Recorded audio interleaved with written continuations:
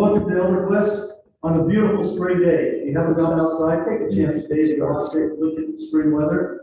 Don't look down at the ground because if you like my yard, you've got just weeds. But I want to welcome you to our class today. We've got a special guest, former legislator, and he did say, I could say has been. Brad is going to be our speaker today. You know, we've been talking about the political issues and things like that. Well, this is an opportunity for you to give your opinion, to share your ideas. This is similar to what we used to do with the world and I, where it's okay to disagree. We're not going to fight. Well, maybe 2 out of 3 falls, but that's about it. The other thing is, just a reminder, next Tuesday is our banquet scholarship seminar. We encourage you to go. Parking is on the 5th and 6th floors of the parking terrace.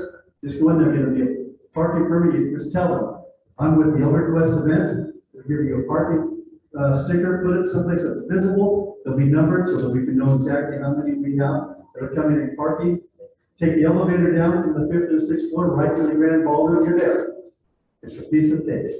We've got Gary Herbert that's going to speak. We can also say he was a has-been, but he would get upset because I know Gary Herbert, so that's probably not the way to say it. And Kyle Rios, we've got ballroom dancers, we've got Polynesian dancers, we've got great food. Culinary arts, we've got a great menu for us. We talked about that yesterday, so it's going to be fun. Please come. Also, please open up your wallets. It's a scholarship drive. I'll be very honest, we're looking for money. We're looking for people to donate to the scholarships to help those that probably couldn't get an education to be able to get that opportunity. So please be willing to do that. Then on the 19th of April, we've got our day trip. We're going to go find out if Sherlock Holmes can solve the missing maestro with the Utah Symphony at the Norda Center. The Utah Symphony normally is up in Salt Lake. They're coming down here to us. Sound is garbled. Am I garbled? I'm usually garbled. But you can look at it on the screen. We've got that coming up on the 19th. Then the last thing that I've got to remind you of, this Friday, there's a great movie at Orem City Library at 2 o'clock. Forever Strong. It talks about the Highland High School rugby team and how they became nationally famous. It is a great, I won't say just a reenactment, but it's a great movie. I encourage you to go see it. Other than that, thank you for coming. And Brad, it's all yours. You don't use this microphone, you use what you got. You're on, sir. Come on.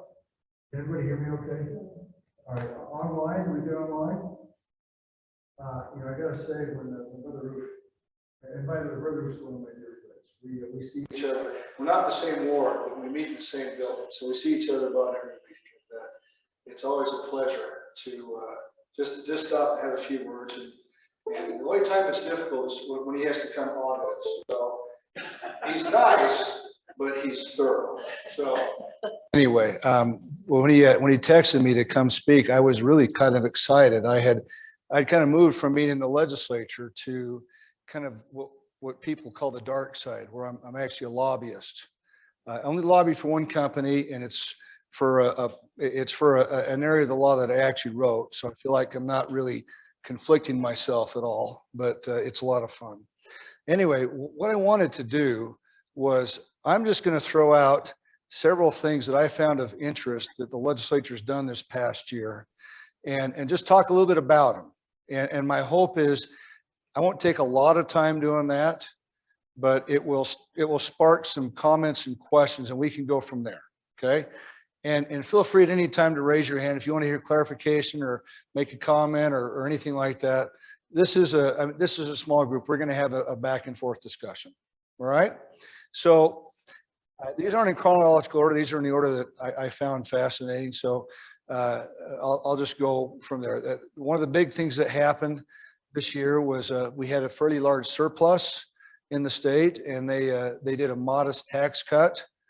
Primarily income tax. However, I believe, unless they messed up the bill, I didn't look at the final version, but I believe they also removed any income tax on Social Security, which I think for a lot of people, that's kind of a nice thing. The fact is you paid money into Social Security. It seems like kind of salt in the wound to have to pay it again when you get it after your retirement. So, and yes. I just wanted to know if that applied to 21 or if that starts in 22. The My tax cuts. understanding is the tax cut is retroactive. And so 21. Okay, thanks. Don't quote me on that. But like I said, I'm not there, so I'm a little bit iffy, but that's every tax cut I've seen, the legislature bends over backwards to be retroactive. And given the fact that when I looked at the budget, there was a lot of one-time money, which is where any retroactive tax would be able to dip from. So my guess is that it's retroactive. So thank you. So it's a small income tax cut, reduction or removal of income tax on Social Security. And that was a major policy one, something that we wanted to do for a while. And what made that possible, just so you know, was the change in the Utah State Constitution to not lock income tax into strictly educational stuff. Okay, it was a good idea at the time, but the fact is the way sales tax is going, it's becoming more and more difficult, and they needed income tax to kind of cover more of the burden, which it just is. So that's what happened. All right, so that's number one. Number two, an issue that I have been kind of fascinated with, and I'll just be brief on this one because it's probably only me that's interested in it, was years ago I passed a bill creating the hemp industry in Utah so farmers could grow industrial hemp. Does everybody know what industrial hemp is? It's marijuana that won't get you high. So you can smoke all the hemp you want, it won't get you high, but it has great fiber. You can extract CBD from it and use it for medicinal purposes. And anyway, there were some attempts this year, benign, not intentional, to do things that would have really killed the hemp industry. And they hired me as a lobbyist. I went up there and was able to fix a few bills and make sure that they were all straightened out and nobody got in trouble. So that was a lot of fun. Anyway, that's all the detail on that. The two issues I think that are more interesting is there were two bills dealing with transgender youth up there this year. Okay. Now, one of them, the one that didn't get as much airtime, is one that would ban medical transitioning for minors. Okay, in other words, the way a minor transitions, if they decide that they need to transition to the other sex, is when they're about 9 or 10 or so, they take a puberty blocker. It's called Lupron, or it has other names, but that's the brand name, is Lupron. So they take puberty blockers for a while till they're around 14, 15. And then they begin taking the hormone treatment for the other sex. So if they're a boy transitioning to a girl, they would take estrogen, estradiol. If they're a girl transitioning to a boy, they'll take testosterone. All right. And so those are the two things that can happen while they're a youth. All right. Now, there's also surgery that can happen, but that generally doesn't happen until after 18, just because you don't need to. All right, it's not necessary. And a lot of them, other than girls transitioning to boys and boys transitioning to girls, will get the top surgery. Is that clear enough? But they won't get the bottom surgery. All right. So anyway, that bill was filed, and it went to committee. And it never even got a hearing in committee. In other words, the legislature is so skittish about dealing with that issue, they didn't even want to have the bill have a hearing. And there were several proposals to kind of take a little mini step forward. And the sponsor of the bill just simply said, no, I want the whole ban or nothing. Now, my opinion on that is the way politics has worked ever since the Constitutional Convention in 1787. Is you have to be willing to take a compromise. You have to be willing to take a step. And the sponsor wasn't willing to do that. So we have no policy in place. And just so you know, I mean, I've studied this issue a fair amount. Last time I ran the numbers for this, the number of girls transitioning to boys, and the reason we know that one is because we can look at who's under 18, who's got a female name, getting testosterone. There's no reason for a girl under 18 to get testosterone unless they're transitioning to a boy. The number of that, last time we checked, and this was about 3 years ago, was over 1,000. There's over 1,000 girls in the state of Utah that are transitioning to become a boy by taking testosterone. And as many of you probably well know, once a girl starts taking testosterone, that causes permanent changes that will not be reversed. All right. And it doesn't always lead to sterility, but it leads to girls becoming much more masculine, facial hair, all kinds of stuff like that. They become less feminine. All right. We don't have numbers on boys transitioning to girls because we don't track estradiol because it's not a controlled substance. But anyway, but you can figure they're roughly equivalent. All right, so that's one of the transgender bills. The other one, the one that got all the headlines, and we're just talking about this, is, and this has been in the national news, all right? Anybody here not heard of Leah Thomas? You know who that is? Everybody know, you know, the swimmer, all right, who won everything, who, I mean, I'll just say this as bluntly as I can, who has done nothing to transition to becoming a girl, except growing his hair out and putting on a girl's swimsuit, which didn't fit very well, okay? That's all he did. And he absolutely, and I'm gonna say he, because it's a guy going in the girls' locker rooms, you know, that's all I'm saying. And absolutely dominating the swim meets, okay? And everybody's upset about that. And they asked her about it, and just said, well, I just have to purge that. He's so excited about winning the NCAA national championship. It didn't matter the fact that he was a guy beating girls to do it. So there was a bill, and yes, question, yes, please. What you won't hear on the news is that the female athletes, the female swimmers, were forced to use the same dressing room as this guy. You're absolutely right. And that to me that's kind of horrifying, isn't it? I mean, I don't know too many women who want some guy there naked in their dressing room. That just seems like, yeah, I mean, that would seem very uncomfortable and very invasive. Women should have their own private space, and men should have their own private space. I mean, there's reasons for that, obvious, that we all understand. So yes, you're absolutely right. And it was also very clear that the team members and other girls were basically told not to complain about this. And you're just, you know, and we've seen it before. We've seen it in track events. We've seen it in bicycling. We've seen it in weightlifting. Look, I mean, the fact is it doesn't take a genius to realize that men and women are different. Is anybody here surprised by that? I mean, they're different. I go to the gym and I see girls who are very fit, and I see how much weight they're lifting, and I see guys who are lifting twice as much weight as that. I mean, it just is reality. That's the truth of things. And it's great when women compete against women because that's a fair competition. It's great when men compete against men because that's a fair competition. Anyway, so this bill was run by Representative Birkeland, and it started out as a flat out ban on men, biological boys competing against girls. That was the first of the bill. And then there was some negotiation with the governor. This bill actually had a fascinating journey.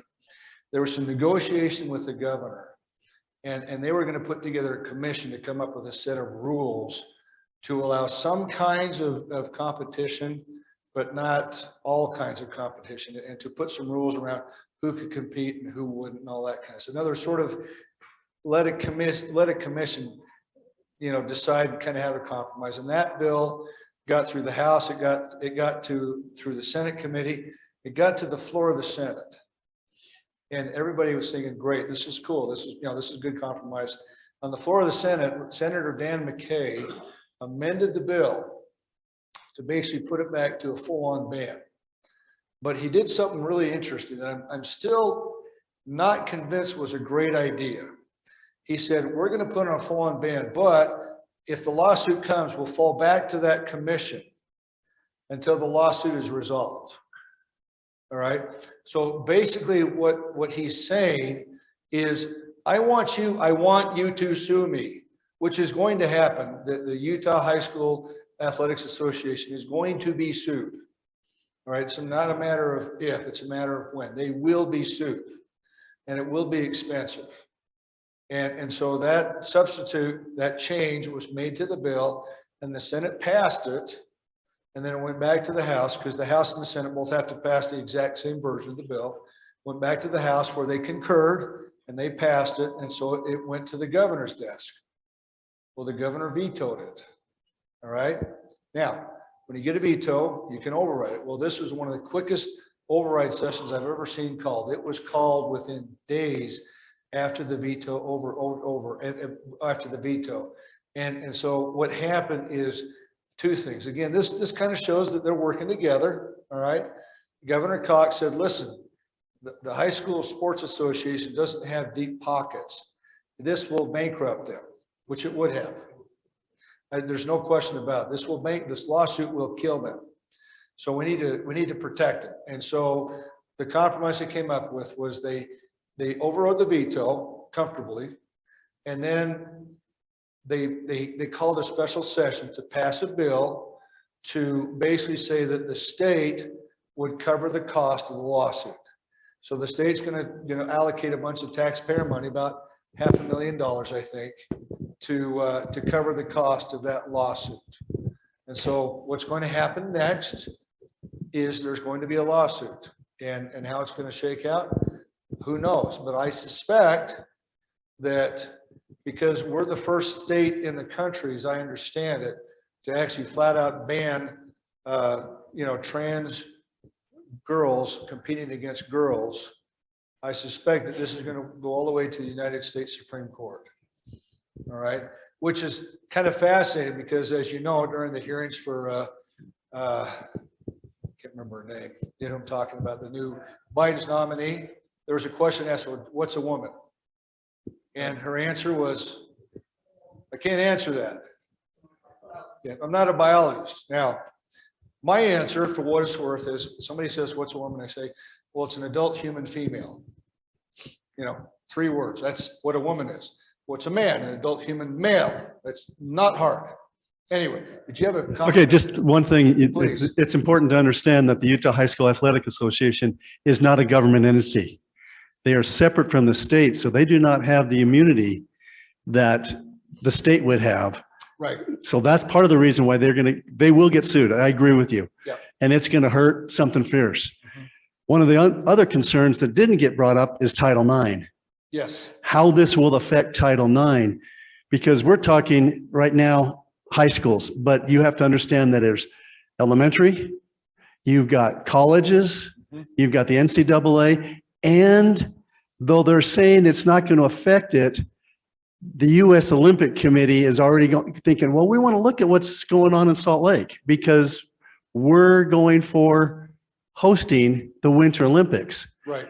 And the Olympic Commission, or the U.S. Olympic Commission, has basically, in my mind, backpedaled it something fierce. They put everything back to the NGOs, the non-governmental organizations. Right. So each one, swimming, track, snowboarding, each one of them that is separate has to make their own decision and their own rules and standards of how they're going to address transgenders, which is just, how do you make sausage? Well, that's exactly what they're doing.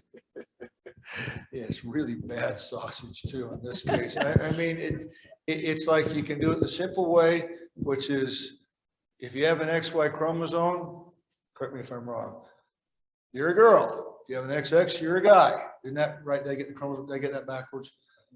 If you have an XX, you're a girl. XY is a guy. XXY is a guy. I'm not a biologist. Okay. If I give you a blood test and it came out a girl, you're a girl, right? Yeah. Got a question for you. Yeah. Did you get a chance to read Governor Cox's 5-page dissertation on his veto? I glanced at it, and what I saw was a couple of things that I thought were, I mean, he is being genuine when he says this is going to bankrupt the high school sports association. It will. True, there's no Which is why- question. And it's been indemnified now, so we're safe, sort of. And the other thing he said is he talked about there's only one girl there's only one guy who's transitioned to a girl. I think there's one that we know of, but I'm sorry, you seem to think there's quite a few more. I think there's more. I know of And more. your job is, I'm a track official. okay, so you So I'm a probably, nationally recognized track, USA track and field. So I do junior high, high school, college track. That's what I got today. and so you're comfortable in the knowledge that there are more Yes, guys transitioning to girls playing sports than Governor Cox is talking about. yes, I am. And there's no reason to think that that trend is not going to continue. I think Governor Cox is running a fight.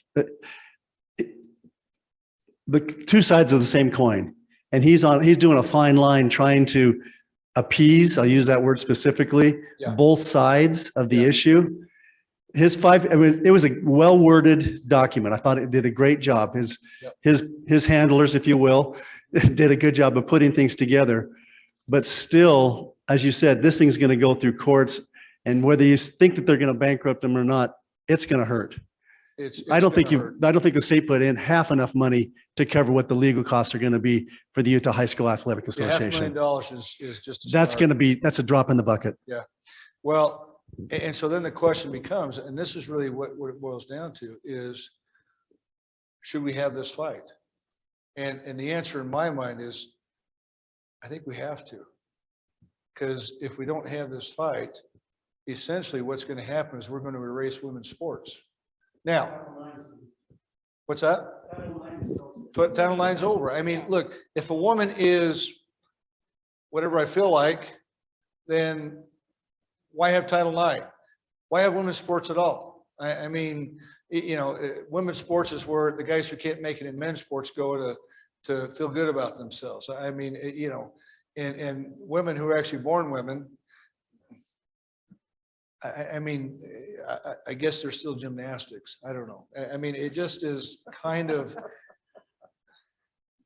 well, even in gymnastics, I mean, you see male gymnasts and anyway, I don't know how they do on the parallel bar, but I guess the point is that if we don't have this fight now, and if we don't push back what I consider this madness, I think we're dooming a whole lot of young women I mean, sports is a very character building, very uplifting, very motivational kind of a thing. I take my son, we go work out every morning, and when he makes progress, he's excited, and you don't even have to win. When you make progress and you do a little better than you did last time, that's exciting. That creates a work ethic, that creates all kinds, it creates team bonding, everything. And when we erase women from sports, we are cutting them out of all of those opportunities. So I think, do we have this fight? My opinion is we have to. We've got to have this fight. Yes. Chris, how many girls are there that are in Utah? You forgot to tell us how many girls that you can tell from their names are changing. To boys? Mhm. Last time I checked, it was close to 1,000. For 1 year or? Well, that's how many at the time that we checked had been receiving testosterone. In other words, what we did is we went to the controlled substance database. Wow. We said, okay, give me all of I mean, it doesn't list their gender, but it has their name. And so we looked at that. We said, okay, how many kids under 18 with a female looking name are receiving testosterone? And it was, it's not a perfect measure, but it's really close. It was over 1,000. That was a couple years ago. And the number, just so you know, when we looked at the number, I'll say it like this: in 2015, I mean, I'm kind of paraphrasing the years. In 2015, it was like 10, and then it was 25 the next year, and then 100, and then 600, and then 1,000. You can see where it's going, right? And there's no end in sight. I talked to a kind of an LGBTQ activist, and they say most of the kids that are coming to their center, which is kind of their safe place to go, are trans. Now, they're not gay, they're trans. And so that's the new thing, is to be transgender. And it's accelerating. And you think about it, how many here have heard of an author named Abigail Schreier? Yeah. Anybody heard of her? She wrote a book about how this is erasing girls Right. from life, because what you do is you get a girl who's, 12 or so, and all of the discomforts of puberty and all that kind of stuff, and they're just kind of, I can't say it from a girl's standpoint, but from a guy's standpoint, puberty was hard. I mean, it was a weird time, and for girls, I understand it's a weird time. I mean, all kinds of things are happening, and they can feel all kinds of stuff. And it would be really easy at that point for somebody who's persuasive to say, you're probably actually a guy. You're really a guy. You should try that. And so they start taking testosterone. Well, as I can tell you, testosterone, it puts some muscle on you. It gives you a sense of well-being. I mean, it feels pretty good. And, it increases your libido, all that kind of stuff. And so it's easy for a girl to say, man, I feel great. I must be a guy. And so they kind of get dove in, and that's it. And they go that way. So, and it's a huge trend. Okay. And I don't know about the other direction, but that seems to be going on too. Yes. Two questions for you. One, Yeah. with testosterone being a controlled substance, do they not, because they are minors, have to have parental permission to be able to receive that, to go Yes. to the medical? The second one is, do you know what the makeup of the commission is going to be? I've heard it's just a commission, but I haven't heard what the makeup is of the so-called experts and There's whatever gonna you want be, to call them. There's going to be Senate appointees, there's going to be House appointees, there's going to be governor appointee. There will be somebody from the LGBTQ community on there. So they're trying to get a mix of people from all sides to get together. And I'm sure there'll be some medical experts, some people that are familiar with sports medicine, physiology, biology, that sort of thing. And I think, I'm just kind of digging it up out of my head, I think there's at least one person who specializes in transition medication. Okay. Which there's 2 or 3 in the state that would fit that bill. So anyway, that's now what the commission's going to do is difficult, because if they go off just body measurements, that's going to be tough. And if you go off blood tests, that's going to exclude, that's going to be biology. So they've got a real, it's a difficult thing. There are some women who are fairly tall, who, fairly good size, but, what do you do? What do you go off of? And then it becomes really discriminatory. So if you're a really wimpy guy, you can go ahead, but if you're, a big strapping guy, then you can't. It's like, once you leave the realm of simple basic biology, and I'm not going to remember the chromosomes again, so I'm not going to say it, but, once you leave the realm of biology, where do you go? It becomes nonsense at that point. So anyway. Now, didn't the governor call, he was going to call a special session? He did. It's He already did done. call it? Okay. It was called right on top of the veto session. So they had the veto session, the veto override session. Right. They overrode the veto, and then they had the special session to pass the indemnity bill. Okay. So that's what happened. So it's all done. Yes, How about a psychiatrist on there? I think there is one. Good. I can't guarantee that. And Brother Ruth, if you want, I can find that, if you'll remind me, I can find that section of the bill and forward it to you if the group wants to have it. That's easy enough to find. One thing you brought up, and I think it's important, on the veto session, in the House, there was quite a bit of discussion before they took a vote. Yeah, I didn't watch it, but I'm sure there And the was. Senate immediately went right to a vote, Yeah. with only 8 voting no, And they need, yeah. 'cause which was really interesting to me, that there was no discussion in the Senate whatsoever. Well, because if 10 vote no, the veto is not overridden.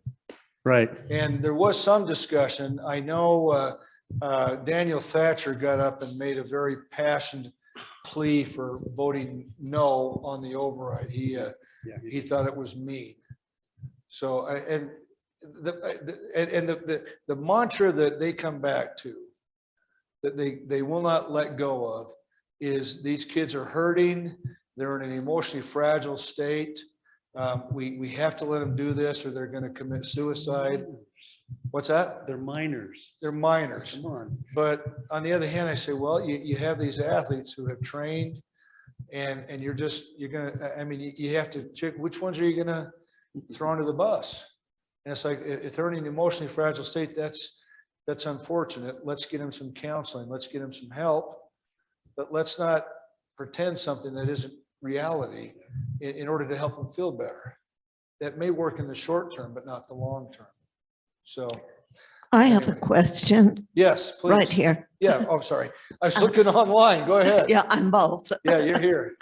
Why didn't they do the bill both ways? Transgendering to women for women's sports, but also girls transgendering to boys. I mean, I know of a lot of girls who could probably give some pretty good male athletes a run for their money. And if it's a locker room situation, is it okay if the girls are in the boys' locker room running around naked?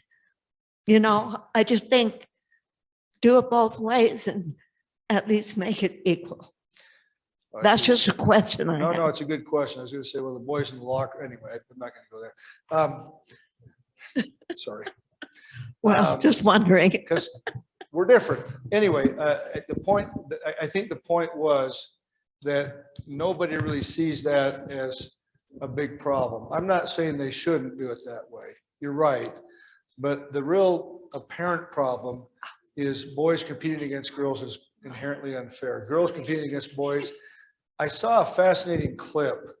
You guys all know who, I'll get to you. You guys all know who Serena Williams is? Tennis player. And she is not by any stretch a small woman. I mean, you see her like when she's on the court and she's got guns, you know, she's buff. She is. I mean, she's a big girl, but she's a girl. And they had her on a clip saying, you know, would you play, you know, you're one of the top women players in the world, you know, been #1 many times. Would you play the top male player in the world? She says, no. She said it would be 6-0, 6-0, 6-0 over. I mean, that would be it. It would take about 5 minutes. You know, I mean, she admitted that men's and women's tennis is a completely different game. Just like if you watch professional men's basketball and then you turn around and watch a WNBA game, they are not the same game. They vaguely resemble each other. It is a ball going through the hoop, but you know, you don't see anywhere near the kind of acrobatics in WNBA you see in NBA. And so what I'm saying is, I agree with you that girls should compete against girls and boys should compete against boys, and we should just not even worry about this. But you know, politics is politics. You do what you solve the most pressing problem, which is boys competing against girls. So it's more of a compromise than it is. I mean, philosophically, you're right. But that was kind of just politically, this is one that we can sell easier than a full-on ban. But that's where I would like to go. So I'm just wondering if the politicians who are discussing it, at least during that phase, are they ever getting people who have detransitioned to come and tell their story? Because there's an absolutely wonderful young woman who took the male hormones and it didn't make her feel good. It destroyed her. It made her so angry that she lashed out at everything, including herself, and ended up in the hospital. And that was the thing that got her thinking, this must be a mistake. And she detransitioned, and what led her up to declaring herself a boy were the teachers and especially her friends, because being a trans right now is very stylish. There's a lot of pressure among the youth to be a trans and to be something really unique. And that's what got her for about 2 or 3 years going in this direction. But as soon as she took the medication, it nearly destroyed her. So it affects people different ways. And are they getting any detransitioned individuals giving any kind of testimony to the politicians? Apparently, well, I mean, your question is spot on, and you're absolutely right. Let me say this, 2 years ago, I ran a bill that was essentially the same bill that's been run 2 years since then, which is to basically ban the process. Now, I had a woman with me. Now, she did not medically transition, but from the age of like 7 on, she was convinced she did not want to be a girl. She hated her body, all of that stuff, right? Everything. And it wasn't, but her parents said, no, you can't transition. You can look like a boy, that if that helps you feel better, that's fine, but you can't transition. And anyway, somewhere around 21, she got married, she got pregnant, because girls get pregnant, and and she had a baby.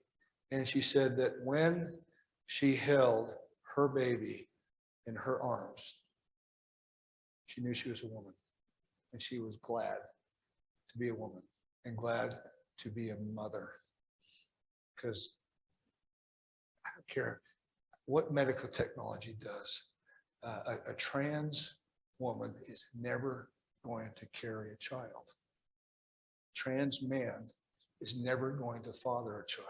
It can't happen. They don't have the equipment. They can look like it, they don't have it. Anyway, so I had her come testify. Now, she had not technically detransitioned like you're talking about, because she never took the medication. But she did detransition in the sense that she realized she was a woman. Now, I would love to hear more people come out and talk about that, but I'll tell you what, I'm going to use, how many here are LDS? I don't want to, okay. There's an LDS analogy I think that fits pretty well. Anybody here familiar with the people of Ammon in the book of Alma? How do the Lamanites feel about the people of Ammon? They hated them. They would kill them on sight, okay? Because they finally stopped believing the lie that the Lamanites had heard for 500 years. And that's what happened. That's what happens to detransitioners. They realize they've been lied to. And they break from the community, and this happened to this woman I'm talking about, and she was as woke and liberal and all that kind of stuff as you wanted. As soon as she broke faith with the transgender ideology, she was absolutely completely cut off and vilified and all that kind of stuff. So I think what there is honestly is a lot of fear of breaking ranks. There's a lot of angst around that. You think about what happened at the Leah Thomas meet. I saw enough clips from it. They had announced beforehand, there will be no dissing. We will respect everybody's, I mean, just basically saying, you're going to be nice to this person. I don't care what you think. So, and it still got booed, which frankly was deserved, but that's what happened. So anyway, great discussion. I'll move forward if that's okay. I have another topic I wanted to touch on. This last year, because it was every 10 years, we have a census and we redraw the boundaries. That just happens to readjust them so that you have equal numbers of citizens in each district. And that's your state house, your state senate, your state school board, and your congressional districts. And then local school boards redraw their own school board boundaries, and cities can do the same thing with the counties and stuff like that. So, and that all happened last year. All right. So what happened at the state is there was a initiative to create an independent redistricting committee. Everybody familiar with that? And I will say this as candidly as I can, the initiative as passed was completely unworkable. It would not have worked. I mean, it just had too many pitfalls, holes, provisions. It would have been horrendously expensive. It would have basically gummed the works and guaranteed that we would have never ever got to any kind of a boundary redraw whatsoever. It was that bad. And the people who pushed it kind of knew that it was that bad. Problem is they didn't know it till too late, and they couldn't think about it. And the initiative passed by the narrowest of margins. It didn't pass at all in Utah County, but it passed overwhelmingly in Salt Lake County, and that was enough to carry the rest of the state. So it passed. And the legislature said, hey, we need to redraw, we need to rethink this. And so they ramped it down. They took all the bad parts out, And they said, okay, you go ahead and have your commission and you propose your map and you can bring that to a committee hearing and we'll decide if we're going to use it or not. That's what the change was to the bill. So going into the redistricting last year, that was the lay of the land. So you have an independent commission and then you have the legislature who's also drawing their boundaries. All right, everybody got that? So now you talk both sides of it. One side says, well, this is blatant gerrymandering. The other side said, well, it was necessary. And I'll give you both sides. All right. So just so you know, and you're welcome to think differently or disagree, and that's fine. All right. So independent commission, they come in and the only thing, I mean, from the outside looking in, the only thing they really truly care about is that congressional district. That's the only thing they care about. They want to have a Democrat district in downtown Salt Lake. They want that more than anything else. And so they drew what I call the donut hole drawing, which is you have downtown Salt Lake in one district, and then you have the other three districts take in like, North, Central, and South Utah. All right. That's what they drew. Now, the problem is, and everybody knew they were going to do that. It doesn't matter how independent it was. That's what they were going to do. And that's what they did. And Rob Bishop, who was on the commission, very publicly resigned, saying this is no less partisan than anything the legislature does. It's just partisan the other way. So now what the independent commission did, which really shot themselves in the foot, was they took, and the way they drew the legislative maps, the House and the Senate maps in the state, they drew nearly half the incumbents out of their district. Now, I don't care how they defend that. There's no way in heaven or earth the legislature is going to accept that map. I mean, say what you will, they're going to say, well, I got elected by this set of people here. I kind of got to be able to run again, not have to run against my colleague and have, and have 30 open seats. It's a nightmare. It would be a mess. If they'd have paid a little bit of attention to incumbents, and because you can draw perfectly good maps and not draw very many incumbents out of their district. You're going to draw some out. It would have been a lot tougher for the legislature to reject the map. But because of the way they did it, it became very easy for the legislature to say, you guys, this is a big swing and a miss here. We're not going to accept this map. Now, they passed their map, and you say what you will about it. Does it favor Republicans? Yeah, it does. At the congressional level. Now, at the state level, you have enough seats, and the way that the legislature's always done this, and I can tell you this because I've seen it, is that they tell the Democrats, okay, look, you have a fairly Democrat area in downtown Salt Lake. You draw the maps there, and we'll draw the maps in our areas, and then we'll just kind of negotiate on the, what I would call the purple areas that are kind of evenly split. And that's what they do. And yeah, there probably are some shenanigans at the state level, but not too many. So the real change was they made 4 congressional districts that are fairly red in composition. It would be tough for a Democrat to win in any of those 4 districts.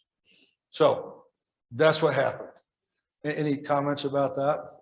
What about it wasn't just the legislative districts. I mean, congressional districts, you've got school districts, you've got a lot more boundaries that were being decided through from the census. Yeah, well, I mean, that's the thing I think people forget. Yeah, the legislature decides House, Senate, congressional, and state school board. That's decided by the legislature. Okay.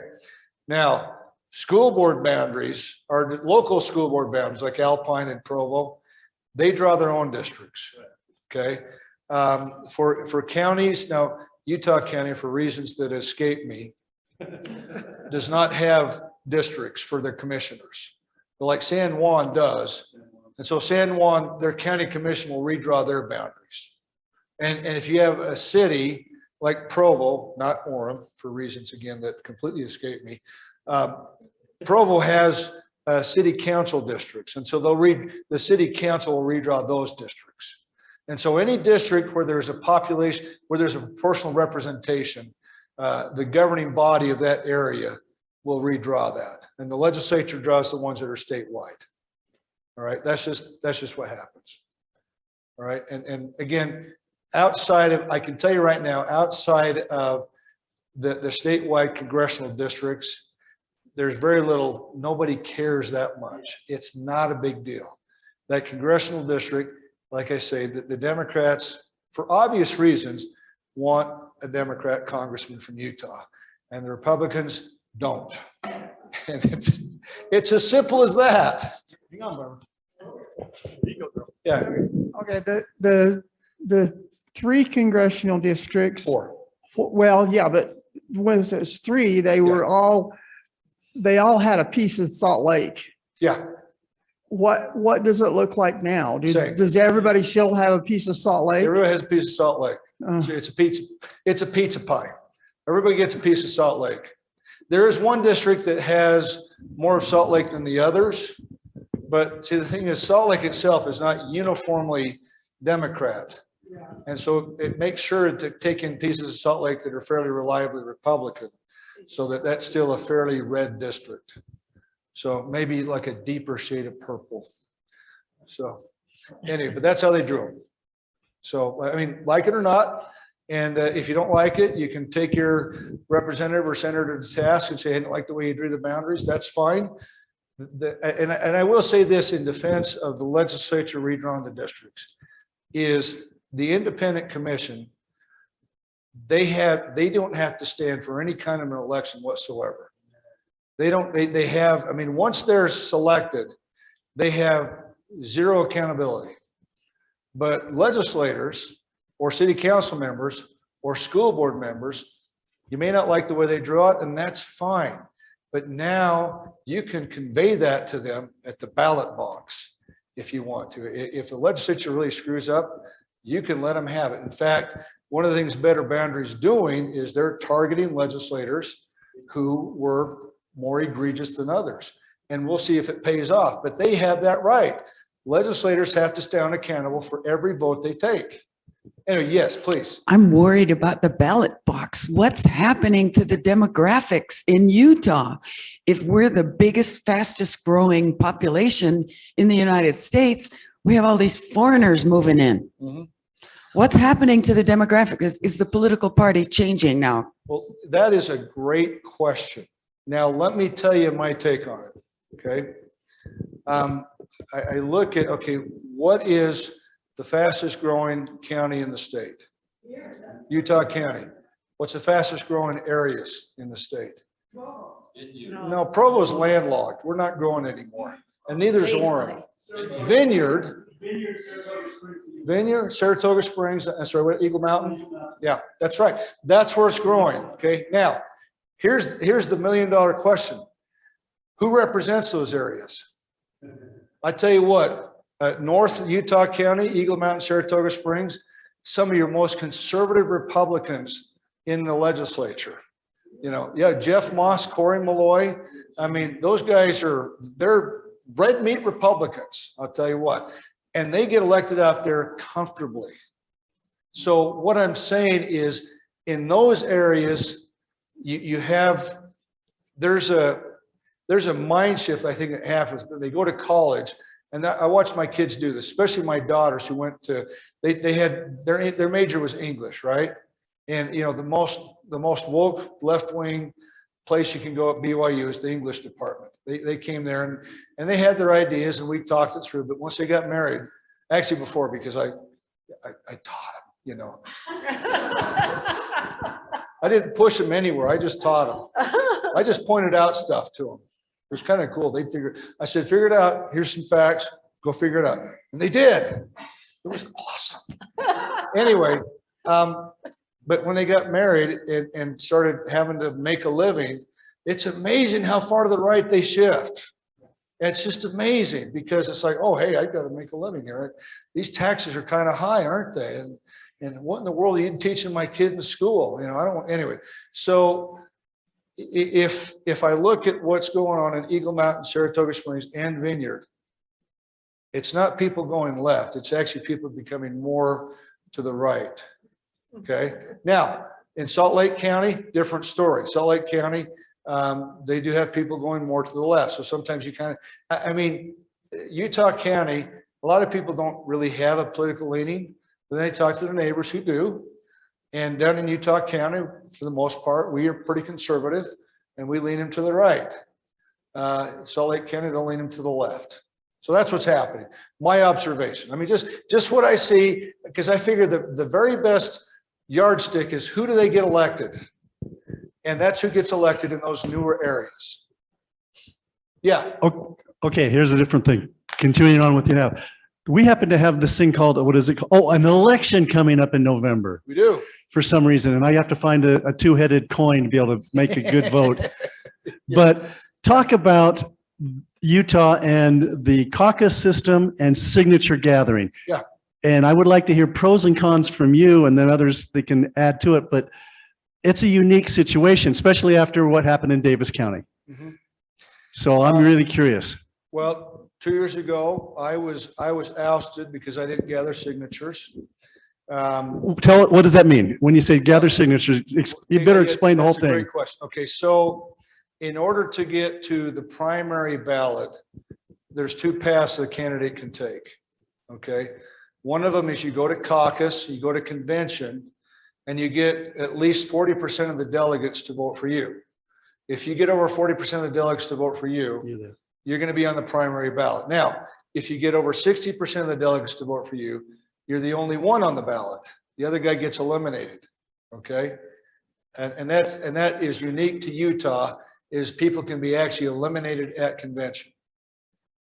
Now, the other route to the ballot, which is new, but it's kind of been there for a while, is you can gather signatures and go directly to the ballot. So for a House seat, you gather 1,000 signatures of registered Republicans and you're on the ballot. The primary ballot, not the general in the fall. This is the primary ballot. And so you had, in my case last year, there was another legislator in Utah County who, if he hadn't gathered signatures, he would have been eliminated, Kate Christopherson. Yes. Okay. He was smarter than me. He gathered signatures and he, once he got to the primary, he comfortably won in the primary. It was a comfortable margin in the primary. There's another one who gathered signatures. He actually would have survived, and he actually had a pretty close primary, Kevin Stratt. So, but this year, what happened, Steve Handy, who's a fairly, I mean, I love Steve Handy. He's a great guy. He's fairly moderate in his views, but he's a good guy. He's honest.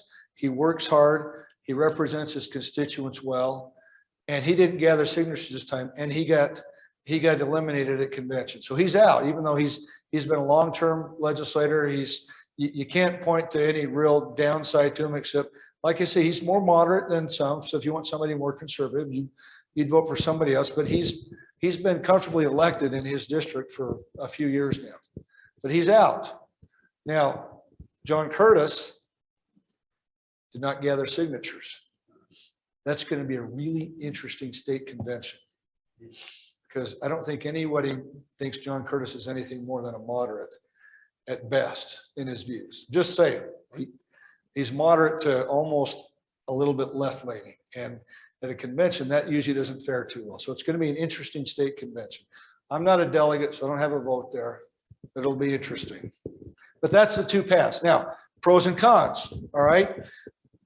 The pros to the convention, caucus convention route, in my opinion, is if you have well-run caucuses that are well-attended and you have a good cross-section of the district represented in the delegates, it's a huge opportunity as a candidate to meet with people in intimate settings and really dig into it.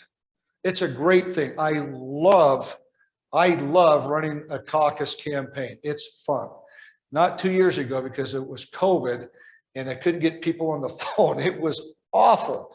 But when you get in person, it's fabulous. I really like this eyeball to eyeball thing here that we're doing right now. This is the best kind of campaigning. I love that part of it. But the downside is if you don't have a well-represented portion of the population as delegates, if they're fringe in some way or the other, then it becomes a real challenge, because they may be a one-issue person. All right. For example, 2 or 3 years ago, I ran the trans bill. We ran into some interesting hurdles, and people portrayed that I was soft on transgender politics. And that was enough for some people before I even could explain myself to them. I talked to some people, and it took me like 2 or 3 hours to finally walk them through all the nuances of why we got to where we got to. And most of the delegates wouldn't give me the time of day, so I couldn't do that. And that was a problem. All right, so it's the best and the worst. On the other hand, if you go directly to the ballot, then you don't really have the intimacy that can happen with a caucus race. You're down to postcards and public appearances and maybe public debates and that sort of thing. But I think there's a third way. And this is something, if I ever run again, I want to try this. How many of you here heard of Joe Rogan podcast or just podcasts in general? Okay. I'm not saying his is the best or the worst. He drops the F-bomb way too much for my opinion. But Jordan Peterson has a podcast that's wonderful. Okay. My opinion. Anyway, I thought it might be nice to get the right person and say, all right, you know what, we'll have, and Jordan Peterson kind of gave me this idea. We'll have a long format podcast, because if you're really in with a guy for 3 hours, I mean, you're going to find out everything there is to know, but he's not going to be able to hide behind aphorisms and phonyisms and cheap sayings. He's going to have to really get out there and let you know who he really is, or she really is. Okay. And I thought, I'll do that. Now, people may or may not want to listen to it, but I thought I'll do the long form podcast, and they can listen to it at double or triple speed or whatever. You know, I'll try to talk clearly so they can still hear me. But the point is I'm very comfortable with letting people know exactly where I'm at, what I'm about, what I'm doing, how it goes. This is why I love coming to events like this. All right. I don't want there to be any misunderstanding about why I voted, how I voted. Anybody ask me, I'm going to tell them, period. Anyway, I'm not running this year, so I can say whatever I want. Other questions or comments? Ranked choice voting. Pros and cons on that. I know we don't have a lot of time, but yeah, opinion, please. Well, I've actually part of the ranked choice organization. I'm a little biased. I think ranked choice is a great mechanism, and I'll tell you why. Generally speaking, the problem with just voting for one person is people are not, it's not a black and white kind of a thing. In other words, you usually don't hate this guy and love this guy, right? You might think this guy's pretty good, this guy's not quite as good. In other words, it's more comfortable mentally to rank people than it is to just say it's all or nothing. Yeah. Now, at the end of the day, only one person wins. That's just the way of it. But it feels more like I'm more honestly expressing my views as a voter if I can rank and if I really don't like a candidate, I don't have to rank him. I can say, you're not ever going to get my vote. I'm not voting for you. I rank the ones that I think are okay, I'd be comfortable having in the job. And it just feels more comfortable to me. On the negative side, there's different ways of counting ranked choices. And if every method, there's 2 or 3 different methods. Everyone has its own idiosyncrasies, where if you have a certain set of votes that go a certain way, you're going to get kind of a weird outcome. Okay, now that only happens in really unusual circumstances, but it can happen. I'm not gonna sugarcoat it. It can happen, but it's unusual. So you have to understand that there's different methodologies for doing ranked choice votes. And so once you decide you like ranked choice voting, you have to decide, okay, which methodology for counting the votes are we going to use?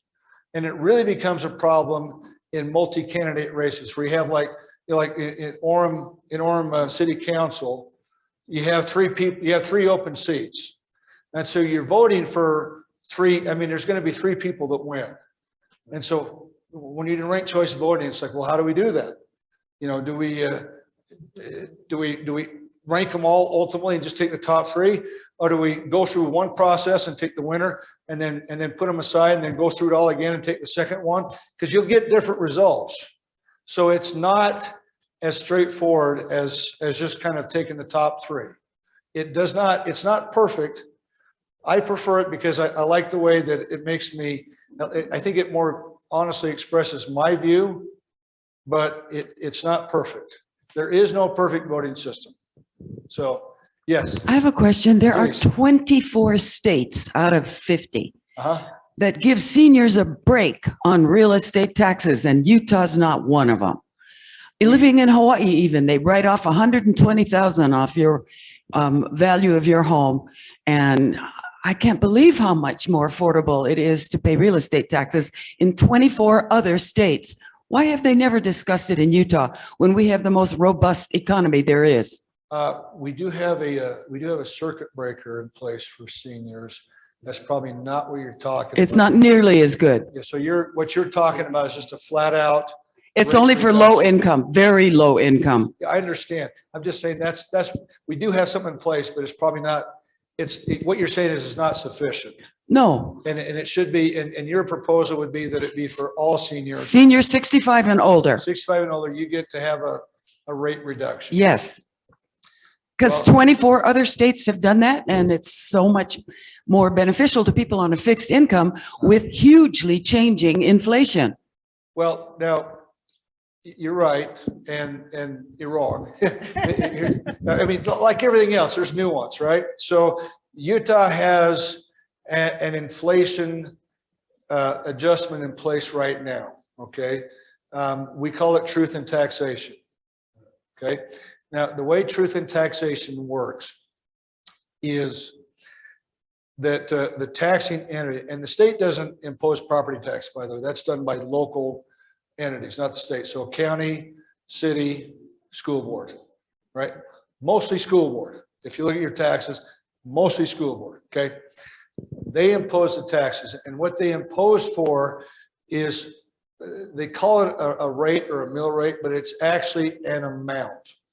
In other words, Alpine says our tax rate is, I'm probably wrong here, like $200 million, whatever it is, okay? And what happens is then, as inflation moves up and down, the mill rate adjusts to keep you around that $200 million. In other words, your property taxes do not go up automatically with inflation, okay? But this is the truth in taxation part, and Alpine is really good at this, as is Provo. Most of the school districts are. Most of the cities and counties are not. Alpine, if they want to adjust the rate to capture inflation, they can do that, but they have to have a truth in taxation hearing.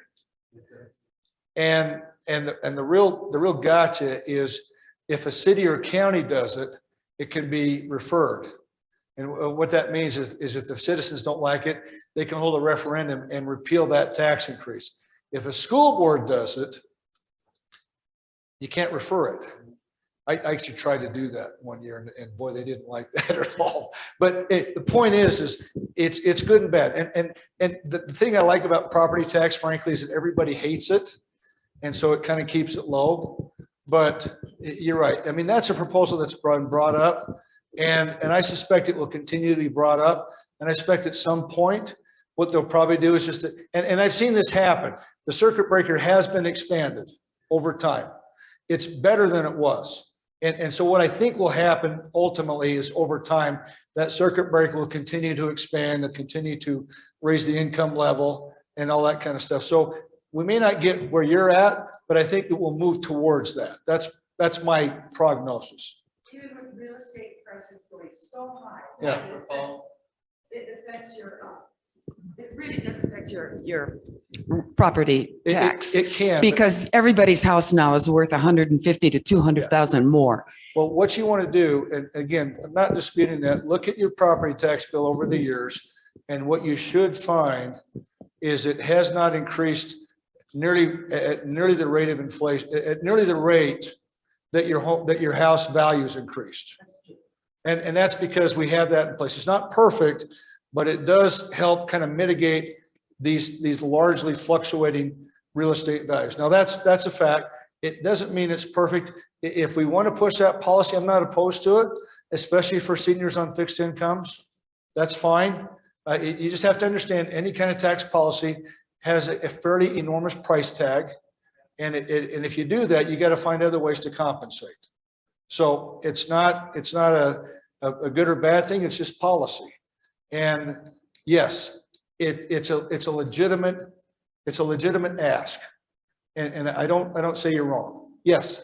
I just wanted to say that I've had property in other states and I have family with property in other states, and I would take Utah property taxes any day. There are people paying 10,000 more a year than we are for similar properties. My daughter lives in Texas. Now, Texas is a pretty red state. I mean, it's a pretty red state, but their property tax is outrageous. I mean, my daughter told me that the mill rate in Texas for houses, and I just about died. I mean, it's like, you have to consider it. I mean, think about it this way. How would you say your property tax is compared to a mortgage payment? Is it about maybe half of what a mortgage payment would be, roughly? That's about what I've eyeballed it at. Does that sound about right? Anyway, Texas, it's like a whole 12th, it's like a 13th mortgage payment. That's how big it is. It's huge there. So our state, yes, we have interesting property tax policy. We're not the cheapest state in the nation, but we're for darn sure not the most expensive. So you're right. All right. Other questions, or am I out of time? Or tell me. I'll stay here all day. You know, no problem. I mean, Listen, thanks so much.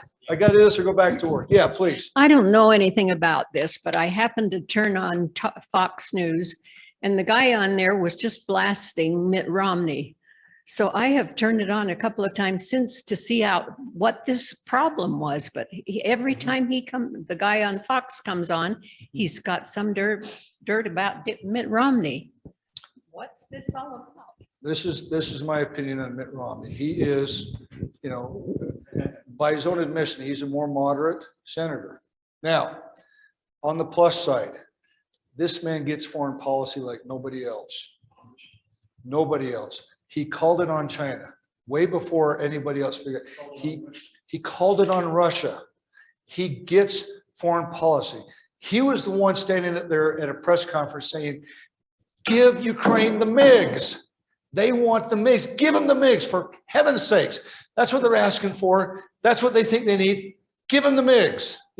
Let them defend themselves, for heaven's sakes. So on that front, please, I'm with you, buddy. Okay, now on domestic policies, he's more moderate than I would be. Okay, and what some people can't get past is he voted to impeach Trump.